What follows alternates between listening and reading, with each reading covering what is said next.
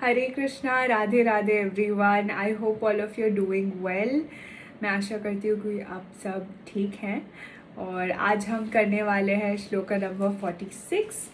Let us get started कि shloka number 46 में श्री कृष्ण क्या सिखाना चाहते हैं। यवन अर्था उदापाने सर्वता संप्लुतादके तावन् सर्वेषु वेदेषु ब्रह्मणस्य विजानतः। All purposes that are served by the small pond can at once be served by the great reservoir of water. Similarly, all the purpose of the Vedas can be served to one who knows the purpose behind them. इसको हिंदी में समझने की कोशिश करते हैं।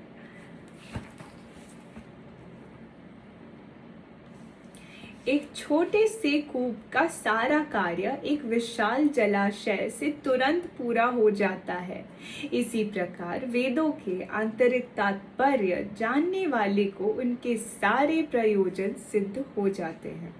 वेदों के कर्मकांड विभाग में वर्णित अनुष्ठानों एवं यज्ञों का ध्येय आत्म साक्षात्कार के क्रमिक विकास को प्रोत्साहन करना है और आत्म साक्षात्कार का ध्येय भगवद गीता के 15वें अध्याय में इस प्रकार स्पष्ट किया गया है।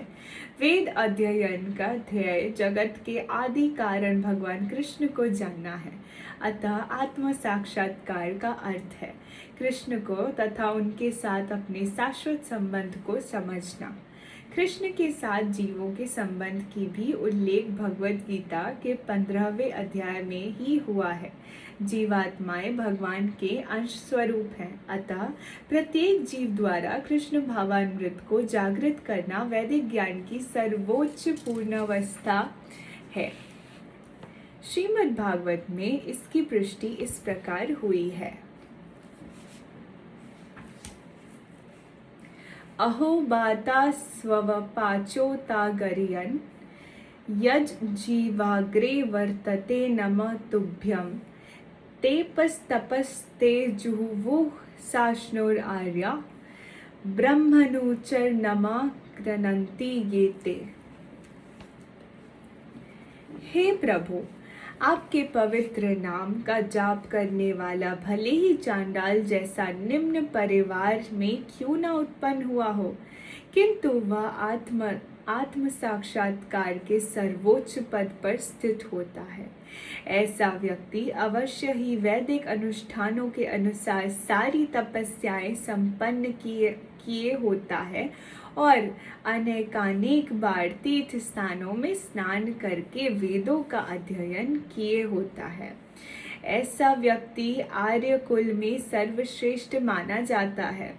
अतः मनुष्य को इतना बुद्धिमान तो होना ही चाहिए कि केवल अनुष्ठानों के प्रति आसक्त न रहकर वेदों के उद्देश्य को समझें और अधिकाधिक इंद्रिय तृप्ति के लिए ही स्वर्ग लोक जाने की कामना न करें।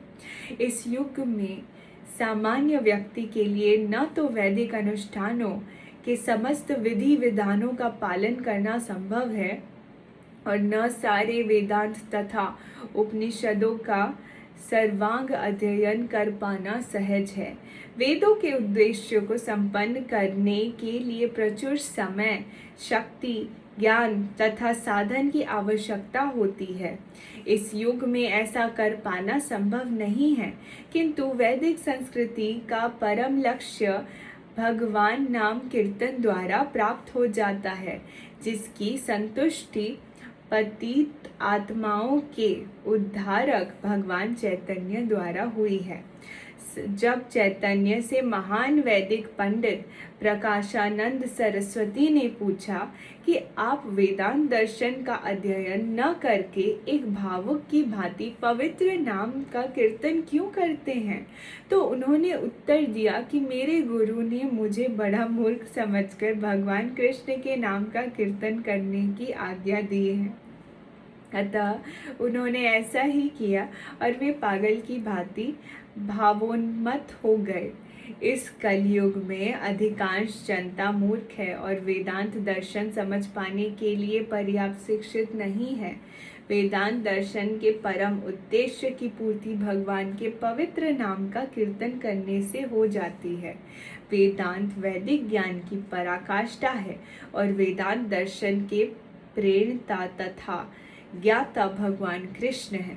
सबसे बड़ा वेदांती तो वह महात्मा है जो भगवान के पवित्र नाम का जप करने में आनंद लेता है। संपूर्ण वैदिक रहस्यवाद का यही चरम उद्देश्य है। ये समझने की कोशिश करते हैं कि इस पैराग्राफ में क्या लिखा गया है इस श्लोका में, है ना। तो सबसे पहले तो यहाँ पे श्री कृष्ण एक एग्जाम्पल दे रहे हैं। क्या एग्जाम्पल दे रहे हैं वो बता रहे हैं कि जैसे एक छोटी सी पॉन्ड यानी कि नदी जो होती है वो बड़े से तालाब ले लेते। एक छोटा सा तालाब है ना, वो बड़े से जलाश्रय है ना, यानी कि बड़ा सा वाटर रिजर्वॉयर। इस मतलब इसको समझाना थोड़ा सा डिफिकल्ट है। ठीक है, तो लेट्स से कि यहाँ पे, ठीक है, यहाँ पे अगर एक बॉटल है, छोटा सा बॉटल है और एक बहुत बड़ा सा बॉटल है जिसमें ढेर सारा पानी है, ठीक है तो इन दोनों में पानी ही है ना।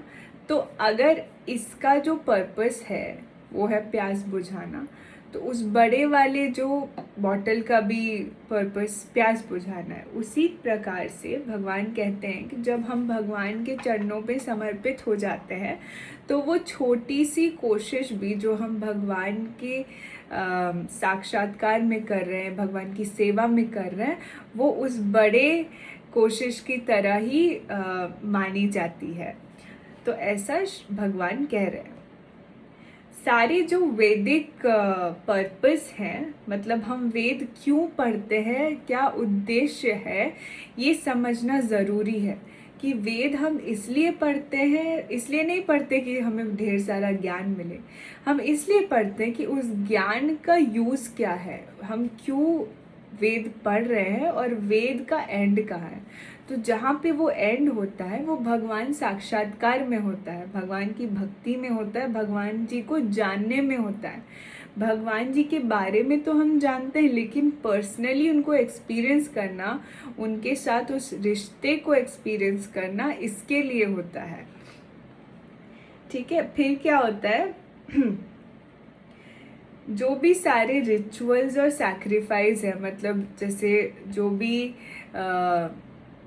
हम क्या बोलते हैं कर्म कांड में सारे जो भी वैदिक प्रथाएं हैं, तो इन प्रथाओं का तो पालन होता है, लेकिन कलयुग में सबसे ज़्यादा नाम कीर्तन यानी कि हरि नाम जप को इम्पोर्टेंस दिया गया है। और ये सारे जो कर्म कांड में वेद के पूजा के रिचुअल्स है, रूल्स रेगुलेशन है, वो आप अभी फॉलो करो या ना करो, अभी वो इतना वैलिडिटी नहीं है उसका कलयुग में केवल नाम जप का वैलिडिटी है। तो आप चाहे जितनी पूजा कर लो, अगर आप भगवान जी का नाम नहीं लेते तो वो आपके आत्मा का साक्षात्कार के लिए यूज़ नहीं हो सकता। तो इसीलिए नाम जप और संकीर्तन, प्रभु के जो भजन होते हैं, तो इन सारी चीज़ों से ही हम जल्द से जल्द आत्म साक्षात्कार कर सकते हैं। भले ही हम ज्ञान को ना समझे, फिर भी हम उसे कर सकते हैं। तो इस वजह से आत्म साक्षात्कार, सेल्फ रियलाइजेशन, वो इतना ज़रूरी क्यों है। हम वेद क्यों पढ़ते हैं? हम वेद इसीलिए पढ़ते हैं ताकि हम श्री कृष्ण प्रभु को जान सकें, जो कि सारे चीज़ का जो भी कॉज है, मतलब जो भी इस दुनिया में हो रहा है, उस सब के पीछे प्रभु का हाथ है, उनकी इच्छा है, उनकी इच्छा के बिना हो नहीं सकता। तो इस चीज़ को समझने के लिए, है ना, he is the cause of causes, मतलब जो हर चीज़ को चला रहे हैं, जो नायक है, वो श्री कृष्ण है। इसे समझने के लिए ही हम वेद का पठन करते हैं, ताकि हम भगवान को समझ सके और हमारा जो उनके साथ रिश्ता है उसको समझ सके। और जब हम ये समझ जाते हैं उसी वक्त हम मुक्त हो जाते हैं इस भौतिक संसार से। तो ये 15वां अध्याय में भगवत गीता के ये बताया गया है। इसीलिए भगवत गीता सबसे इम्पोर्टेंट अध्याय है वेद का, है ना, 5th वेद में आता है। और इसमें क्या होता है कि हम कृष्ण भावामृत के बारे में जानते हैं, जो कि सार है ना, जो कि मेन रीज़न है वेद पढ़ने का। अगर हम वेद पढ़ रहे हैं केवल रिचुअल्स को जानने के लिए, पूजा की विधि को जानने के लिए, तो वो सब वेस्ट ऑफ टाइम है, उससे कुछ नहीं होने वाला। क्योंकि इस शरीर में हम वो पूजा करेंगे, सब करेंगे, लेकिन कलयुग में अगर हमने नाम जप नहीं किया तो पूजा का भी उतना महत्व नहीं है। तो नाम लेना ज़रूरी है प्रभु का, चाहे हम संकीर्तन में ले या भजन में ले, तभी हम उनसे कनेक्ट कर पाएंगे। और जब हम उनसे कनेक्ट कर पाएंगे तभी हमारी आत्मा का साक्षात्कार हो पाएगा। तो यही सबसे हाईएस्ट स्टेज है किसी भी वैदिक ज्ञान का, जो है कृष्ण भावामृत में आना, यानी कि उनसे अपना जो संबंध है वो सबसे स्ट्रॉन्ग बनाना। तो ये सब लिखा गया है श्रीमद् भागवतम में। तो केवल प्रभु का नाम जप करने से ही जो निचली से निचले वर्ग का भी प्राणी हो, जैसे कि यहाँ पे चंडाल की बात की गई है, जैसे अगर कोई चंडाल के फैमिली में भी जन्म हो, चंडाल का मतलब यहाँ पे लिखा गया है कि जो कुत्ते का मांस खाता हो, इस टाइप के इंसान को चंडाल कहते हैं। और ऐसे इंसान को भी प्रभु बहुत कृपा दिखाते हैं और वो भी हाईएस्ट प्लेटफॉर्म तक पहुंच सकता है, स्पिरिचुअल लेवल तक पहुंच सकता है। तो प्रभु के लिए कोई छोटा बड़ा नहीं होता, उनके लिए केवल ये है कि आप कितने प्रेम से उनके नाम को पुकारते हो, वो उतने ही प्रेम से आपके पास भागे चले आते हैं। तो जितना भी जो वैदिक रिचुअल है, यानी वैदिक रूल रेगुलेशन है, या जो भी हम ज्ञान एकत्रित कर रहे हैं, है ना, ये सब केवल प्रभु तक पहुंचने के लिए ही कर रहे हैं। और जब हम इसको आसान तरीके से कर सकते हैं नाम जप से, बिना इतने सारे 4 वेद पढ़ के, क्योंकि 4 वेद पढ़ने के लिए हमारे पास जीवन कम पड़ जाएगा, फिर भी वेद खत्म नहीं होंगे। तो इससे बेहतर यही है कि हम नाम जप करके प्रभु का साक्षात्कार करें इस जीवन में। तो यहाँ पे वो कह रहे हैं कि ऐसा चांडाल भी अगर प्रभु का नाम जप करता है तो वो वैदिक जो रिचुअल सारा फॉलो करने का जो भी उसका बेनिफिट है वो उसको मिलता है, प्लस बहुत सारे जो तीर्थ जहाँ पे हम डुबकी लगाते हैं उसका भी लाभ उसको प्राप्त हो जाता है। और वो एक आर्यन और ब्रह्म ज्ञान तो हर किसी को नहीं आएगा, लेकिन आर्यन के स्टेटस में आ जाता है। आर्यन वो थे जो वैदिक पद्धति के हिसाब से हाईएस्ट इंटेलिजेंस में वो लोग जीवन व्यापन करते थे, जहाँ पे स्पिरिचुअल लाइफ और मटेरियल लाइफ के बीच में बैलेंस रहता था। ठीक है, तो आर्यन सबसे इंटेलिजेंट थे और उन्हें पता था कि वेद का पर्पस क्या है, और ये जो हम रिचुअल्स कर रहे हैं, पूजा कर रहे हैं, वो हम कर क्यों रहे हैं, प्रभु तक पहुंचने के लिए कर रहे हैं। तो लेकिन ये सारे रिचुअल्स अभी फॉलो करना कलयुग में पॉसिबल नहीं है वेदांत और उपनिषद के हिसाब से। इसी वजह से इसमें बहुत ज़्यादा समय, एनर्जी, ज्ञान और बहुत सारा रिसोर्सेज लगता है। तो इस चक्कर में, क्योंकि हम ये सब नहीं कर पाएंगे कलयुग में फॉलो, और हमें इतना ज्ञान भी नहीं है कि वेद में एक्चुअल में कैसे प्रोसेस में सब कुछ किया जाता है, तो इसलिए भगवान जी ने एक सबसे आसान तरीका बताया कि वेद का पर्पस पूरा भी हो जाएगा और हमें इतनी मेहनत भी नहीं करनी पड़ेगी जितना बाकी के युगों के लोगों को करना पड़ता था भगवान के साक्षात्कार के लिए। तो हम बहुत लकी हैं कि हम कलयुग में पैदा हुए हैं। तो सबसे बेस्ट तरीका क्या है भगवान जी तक पहुंचने का, वो है उनका नाम जप करना, जो कि है श्री कृष्ण जी का जो महामंत्र जो देकर गए हैं श्री प्रभु चैतन्य प्रभु। तो वो जब आए, सबसे पहले तो मैं ये बता देती हूँ कि श्री चैतन्य कौन है। श्री चैतन्य प्रभु राधा कृष्ण जब एक हो गए, एक फॉर्म में वो आए, और वो क्योंकि संसार काफ़ी ज़्यादा नेगेटिव स्टेट में था, तो प्रभु खुद आए और अपना नाम देकर गए ताकि संसार का उद्धार हो। तो उन्होंने संकीर्तन और ये सारी चीज़ों को बताया कि कैसे कलयुग में हम संकीर्तन करके, सत्संग करके, उनका नाम जप करके कैसे हम इस भव सागर से पार हो सकते हैं। और जब हम प्रभु का नाम जप करते हैं तो प्रभु स्वयं हमारा हाथ पकड़ के हमें भव सागर से एक एक स्टेप पार करा के आगे ले जाते हैं। तो जैसे कि प्रकाश नंद सरस्वती उन्होंने पूछा चैतन्य प्रभु से कि आप अपना ही नाम क्यों जप कर रहे हैं, वेदांत क्यों नहीं सिखा रहे लोगों को कलयुग में।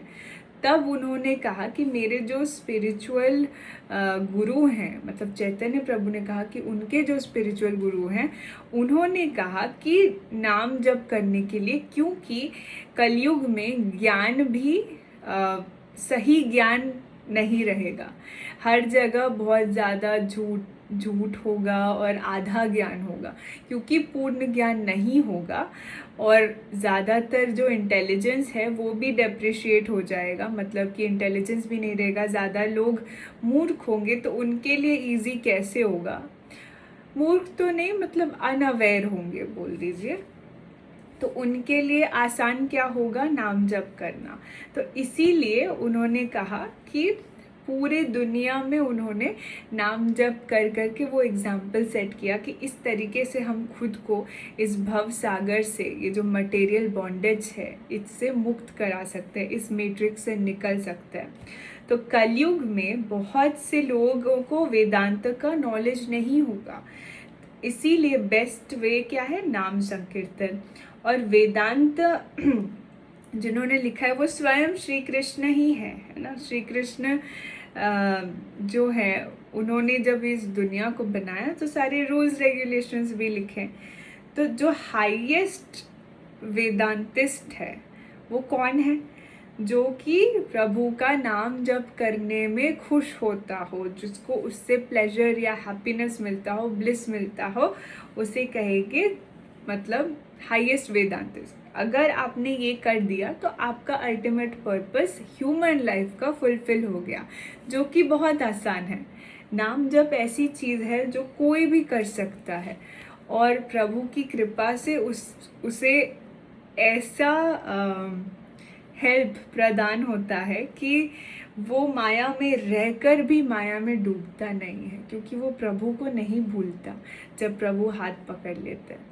तो यही हमारे जीवन का उद्देश्य है, और जब तक हम इसको नहीं समझते तब तक हम मटेरियल वर्ल्ड के डुअलिटी में फंसते जाते हैं, और उसमें जितना फंसते जाते हैं उतना दुख में और कष्ट में हम फंसते जाते हैं। इसीलिए नाम जप रोज़ बहुत ज़रूरी है। जैसे जैसे हम नाम जप करने लगते हैं ना, वैसे वैसे हमारे नेगेटिव जो भी एस्पेक्ट्स हैं हमारे लाइफ के, वो धीरे धीरे पॉजिटिव होने लगते हैं, क्योंकि हमारा डर, संशय या फिर जो भी नेगेटिव क्वालिटीज़ है वो सब हमें धीरे धीरे छोड़ने लगते हैं, क्योंकि प्रभु के नाम से हर कोई नेगेटिव क्वालिटीज़ डरते हैं। तो इसीलिए जब आप नाम लेते हो वो प्रभु का प्रेजेंस ही होता है। इसीलिए कलयुग में नाम जप का बहुत ज़्यादा इम्पोर्टेंस है। तो आई विल टेल यू कि भाई आप करके देखो, आप 1 महीना खुद करो और देखो कि कितना पॉजिटिव चेंजेस आपके लाइफ में होता है, क्योंकि मेरे साथ हुआ है एंड आई फील हैप्पी। तो मैं ये हैप्पीनेस आपके साथ शेयर करना चाहती हूँ। मैं चाहती हूँ कि बहुत से लोग हैं जो दुखी हैं वो खुश हों, और वो एक ही तरीके से खुश हो सकते हैं, वो है नाम जप। और मतलब परमानेंटली बोल रही हूँ, बाकी तो ऐसे टेम्परेरी चीज़ें बहुत है, 2 मिनट के लिए खुश करेंगी फिर कुछ टाइम के बाद उसी से ही दुख मिलेगा। लेकिन परमानेंटली खुश रहना है तो नाम जप करना शुरू करो, फिर देखो कि आप कितने खुश रहते हो। ठीक है, वीडियो शेयर करना मत भूलना, like share subscribe. And make sure कि आप बेल आइकॉन भी प्रेस कर दो ताकि जब जब वीडियो आए आपको पता चले. Until then take care of yourself. नाम जप करते रहो. हरे कृष्णा. राधे राधे.